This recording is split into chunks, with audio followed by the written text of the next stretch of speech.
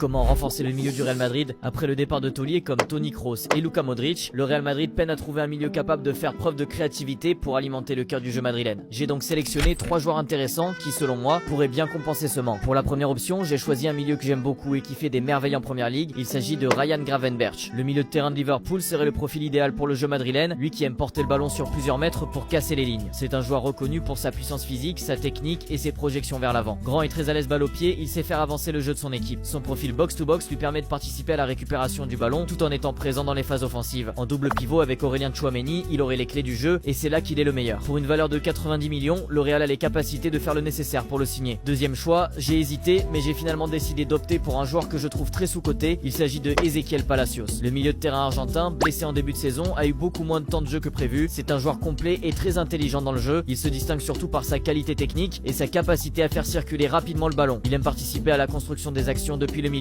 en offrant toujours des solutions à ses coéquipiers et en orientant le jeu avec précision. Capable de presser et de récupérer, son volume de jeu lui permet d'enchaîner les efforts aussi bien en phase défensive qu'offensive. Après 7 ans passés en Allemagne, il pourrait passer un cap et évoluer dans un club de premier plan. Pour une valeur de 30 millions, ce serait un deal raisonnable pour la Maison Blanche. Et pour la troisième et dernière option, comme d'habitude, c'est à vous de la choisir en commentaire.